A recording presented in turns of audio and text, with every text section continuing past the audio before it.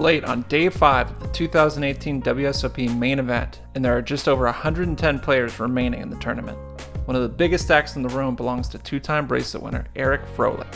Card Player TV caught up with the former poker pro who has stepped away from playing the game full-time in recent years to pursue another game in Magic the Gathering. Yeah, I kind of got thrown into poker a little bit. I certainly enjoyed it, and I kind of went from a Magic the Gathering background into a lot of the players transitioning to poker.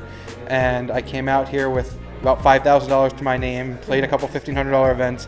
They went poorly, wasn't going to play the third one, ended up getting convinced to do it, and ended up winning that one. So I was the youngest one to win at the time, and I ended up getting, a sponsorship offer and getting a bunch of interviews, and it kind of forced poker lifestyle on me a little bit more than I was planning on, and so I kind of got thrown into that poker pro life. And I ended up coming back the next year, winning another bracelet, and kind of immersing myself even more, playing a lot online, trying to learn the game, to another level. I always felt I was decent, but looking back to how I was playing when I won my 2 bracelets, it's pretty poor compared to what today's standards are. So, just figuring out the game, and I ended up stepping away. Like after Black Friday, I just really wasn't playing much. I ended up losing a lot of money that I didn't get back, and I would play a handful of tournaments because I still enjoyed the game, but I definitely had kind of stepped away from cash games because I was focusing on the tournaments, and then trying to play live cash games where you're used to playing higher stakes and you're no longer good enough to compete at those levels because you took too much time off.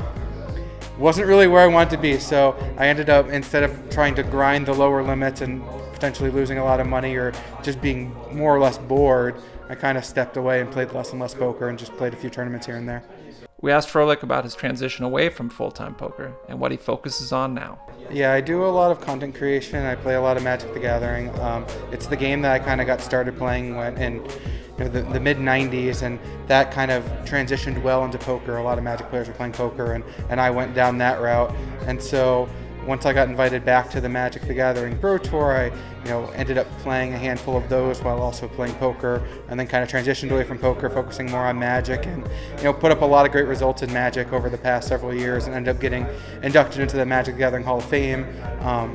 And so, kind of the highest honor in that game. And I write articles for channelfireball.com, which is one of the biggest content creators or content providers in Magic. And so, I definitely travel quite a bit to play Magic, and I met my wife through Magic, and she does a lot of behind-the-scenes work there. So it's definitely worked out pretty nicely.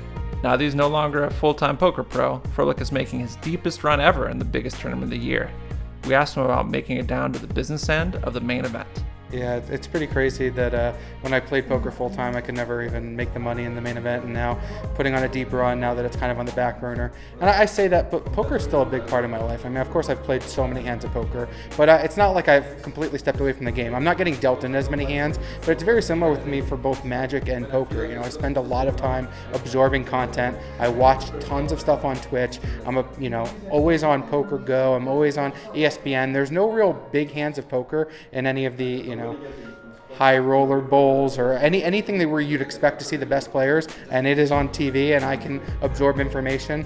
I'm there, I'm watching it, and so I really do spend a lot of time thinking about poker. And I did study for many years playing with Justin Bonomo and Isaac Haxton and Scott Seaver, living all in the same building, and so I have a good foundation, and I do try to apply what I see in from the best players in the world, just absorbing content and thinking about how I would apply it and what I would do in all of these situations. So having access to all of this poker available for anyone to watch, I think it's just such a huge resource, and it's definitely one that I take advantage of. Make sure to stay tuned to Card Players. We bring you more coverage of the 2018 World Series of Poker main event.